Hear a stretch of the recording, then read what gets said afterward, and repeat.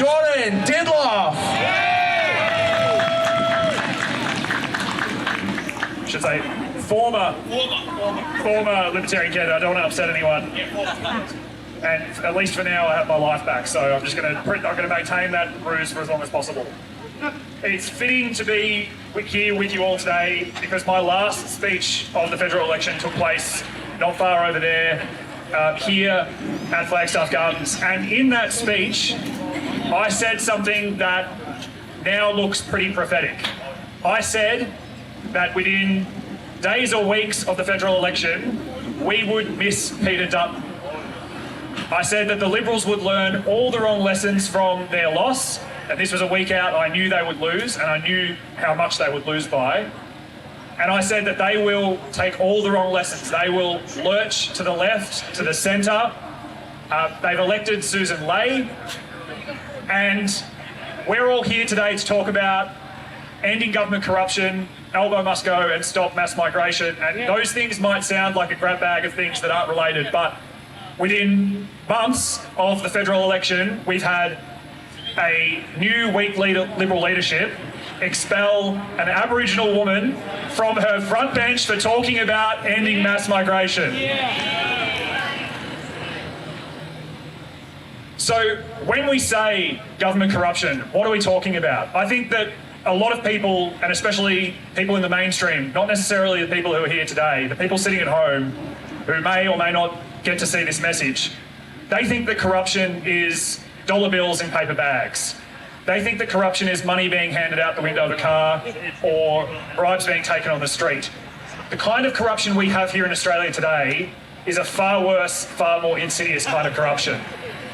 We have government officials whose job it is to represent your interests, our interests, the interests of Australians first, who are prioritising foreign interests, who are prioritising their own interests.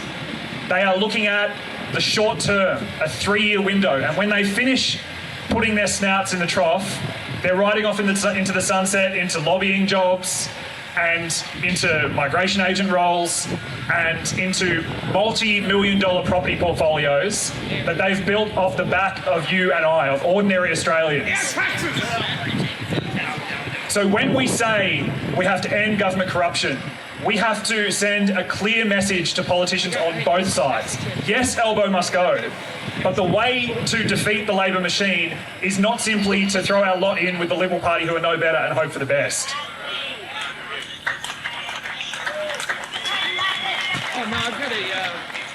What our goal is, what I realise in the final 3 weeks of the federal election campaign, what our goal must be is to make sure that as long as the Liberal Party is no different to Labor on net zero, on mass migration, on taxation, and on every metric that matters, that they cannot win government without our votes. We should not be rewarding them. They are not a default that deserves to win government at the moment. And we need to make it impossible for them to do that without bending the knee to the issues and policies that everyday Australians want and care about. So, what can you and I do? What does the federal election result mean, and how do we keep the flag flying? How do we keep the flame burning? We need to continue to organise like this. We need to make it clear that the left don't have a monopoly on protest in our city. We need to reclaim our state, our streets. And most of all, we need to keep working together, keep communicating with each other, and keep building this movement and these networks.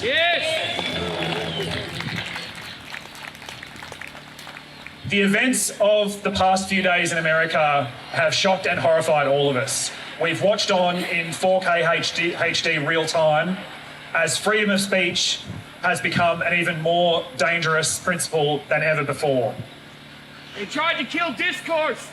We have elements of the left here in Melbourne organising with the explicit goal of causing violence to the people here.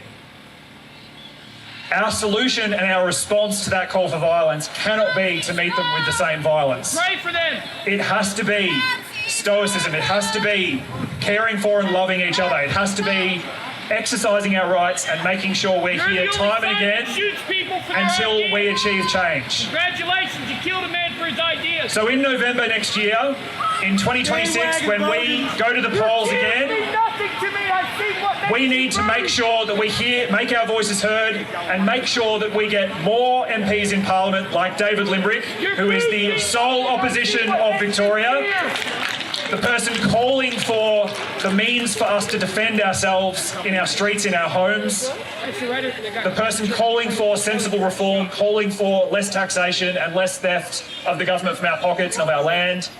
And we need more MPs speaking sense from the crossbench, not less. So I'll look forward to seeing you all there and marching with you again at the next available opportunity. Yeah. You're there.